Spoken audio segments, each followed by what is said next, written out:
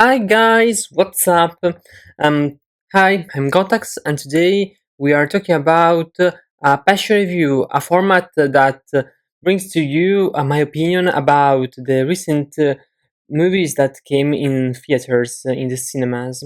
And I know that this review comes a bit later than the original exit of this movie, but I would like to share my opinion about it and then we talk about Megan 2.0. What can we say about this?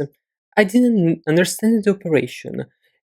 It's the first time, maybe not the first, maybe I'm missing something, but it's the first time that a genre of a movie in its sequel is completely changed.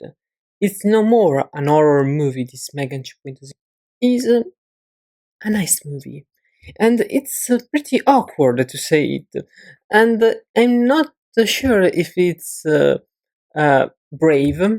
If it's a brave operation or maybe some the idea of someone that have drunk some alcohol maybe too much.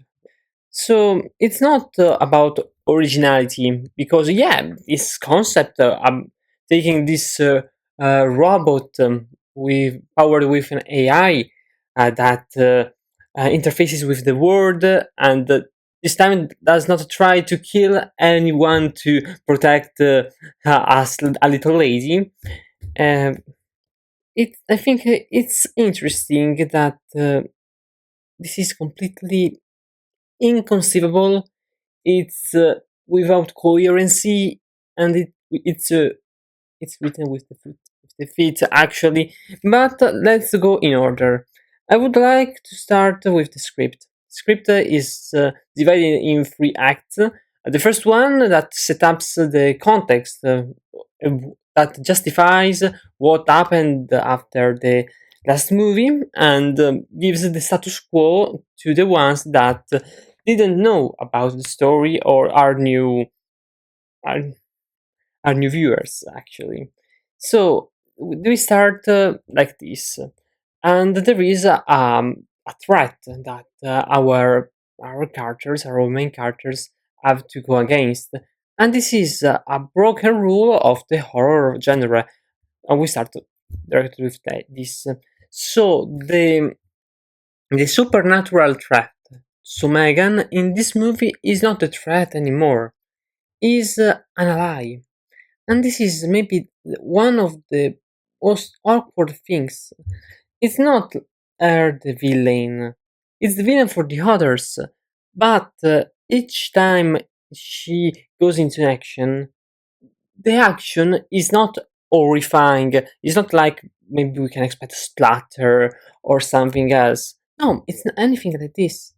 It's I can't say. It's like viewing a superhero movie. It's like viewing a Fast and Furious movie, uh, a Mission Impossible one. You understand what I'm meaning? It's uh, it's like um, the requirement of an external threat leads to having a night plot, and this night plot pretends to be serious. It's not like many films in the movie genre, like a Scream, that change the formula and becomes more a comedy, a horror comedy, like with grotesque uh, elements. But in here, they are really serious about the threats, about the menace of artificial intelligence, about humanity, and these are all characteristic of superhero movies, and this is awkward again. Another thing that I didn't appreciate it were many explanations. At each single time there are explanation and didascalism, and I hate in cinema didascalism. If you have to say a concept, I prefer you to show me instead to explain me, because the image should work and should let me know what you're intending. If you can't doing that, well, you are a bad director, personally. Without no offense, I'm being precise. But the show I don't tell is the thing that is most appreciated in the movie. But maybe is a brave move that they have done to say, oh yes, maybe we can do this different. So they saw the critics and the ones that actually know some techniques in cinema say, oh, they are they are doing something different. They are trying to go against the standards. And yeah, I didn't understand why they've done that. But let's move on. Um, at each time I see something in scene, each time, my suspension of the incredulity goes a little down. My belief of what I'm seeing in the scenes. As fact, if I watch an horror movie, my belief has higher standards. I can accept more supernatural things. I can accept more that some things happens more casual than a political movie. I say it as an example. But in this precise case, I don't have the same belief of the first movie because it's a different genre, and this is prob- it will be a fil rouge across all this review. And Spider-Man 2.0 is not credible, not because the first one was credible enough, but because the the serious humor and atmosphere leads this, and I am more brought to think in this optic. So the rhythm is unbalanced. I myself, my own self, is unbalanced, and each relation that is seen on the screen is uh, is not developed. Is not developed. It would like to put the reasoning in a philosophical view that maybe can say to someone, "Oh, they are doing a reflection on the threats of the future of the innovation." That maybe they could have done that, but not with a nice movie. It is interesting that we already had a nice movie that has a dissertation above and about the artificial intelligence. Mission Impossible: The Final Reckoning, and as fact, that movie already showed how to do that in a sufficient way. Megan 2.0 does not bring anything else to the dialogue. The only elements are pretty in the surface. They are not in depth. So it all focuses on the action because it does not have anything interesting to narrate and to tell to the audience. So it becomes like a Terminator 2.0, but only with the concept, not a reality. The reality is like a television movie that came out because the first movie made a success, but the studio said, but maybe we can change. Maybe it didn't work out well. So there is this system that is tested, is secure. The audience should go and watch the movie technically. But then we realized that the rhythm is unsustainable. The characters are written in one of the worst thing possible, and there is another thing that is the performances, which are pretty. How can I say that? Horrible. I did not find a single actor that could act in a satisfiable manner.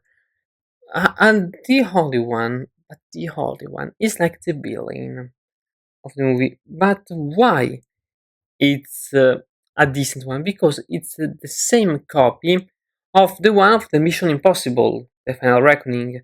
But even in that movie, I criticized the villain because it was like more stereotyped. It has no um, motivation of what it was doing. After the first part, it does what he has to say. It does what he has to do because the script said so. And in the end, it's like seeing a Frankenstein or maybe a Robofrine. A Robofrine that it's not concrete. It would like to be concrete, working in the abstract. It would like to say something new about the world without having the means to do so. So it will be a flop probably. And it's interesting that Universal already announced a spin-off that will exit around January 2025, 2026. And well, it's like producing a movie in with low budget. Yeah, this movie has a low budget. It's clear, but there is no interest. There is no will to keep following this little doll, this mechanical little doll, and instead she will kill me. But there is just a direction. There are some pieces that are missing. There is not a thing that keeps you like watching, and the final that keeps the doors open to to another sequel that would not happen. Well, it's pretty horrible. So it's a movie that has that have a pretty low positive contents. For example, the element is the direction. In the action scenes, they are pretty clear the when Megan does her movements and move in the space. It's pretty credible, but with the interaction with other characters and relations between them, the movie flops hard. Didn't succeeded in arriving to this destination, and it's not really it's not like bringing me pain or something else. It's like tell me, what about seeing a sequel to this movie? I didn't like the first Megan, I have to say that, but I would like coherency. If the first movie was an horror, the second movie should have at least the same concept of the first movie because it worked, but with some variation. I'm not pretending to do the exact same copy that many horror actually do, but it could stay alone without doing a sequel. But if they have to do a sequel, I think the audience should expect what they saw in the first movie. If it actually worked and you were incentivized to produce a second one, a sequel. So I don't know. The rhythm that is not there. It's not in line with the history, with the story. We have we have dialogues that are pretty embarrassing. We have characters that are not characterized. We have a direction that works sometimes, but not always. The script is pretty much the simplest thing that you can imagine. So a first part with the introduction and the setup, the second part um, with an action plan as that will fail, and then the resolution that happens because it has to happen. So I I don't want to say anything else about this movie because it does not work. It does not work, and then what should I say after that? Nothing. They done all for money. They have done only because of a concept, an idea that didn't turn out well, and then we should accept that and go on. So maybe in the future we will see a third chapter, but I don't think, because this was pretty abominable. This was an abomination. I can say that. I can say that. I think it's my chance. But maybe you think about that as a different. Maybe you liked the movie, you liked the resolutions, you like some elements in the plot that were game changing. But let me know if you like the movie and you like the review. Subscribe in the channel. Comment down below if you have something to say about the movie. Then ring the bell and put a like on the video. So the next movie we are going to talk about. Actually, I don't remember. Maybe I have. I've annotated it. It's Tokyo Drifter by Suzuki of 1966. So if you would like to stay tuned with the review of this um, Japanese movie, please follow me. Then see you next time and have a nice day. Bye bye. I give you a big hug.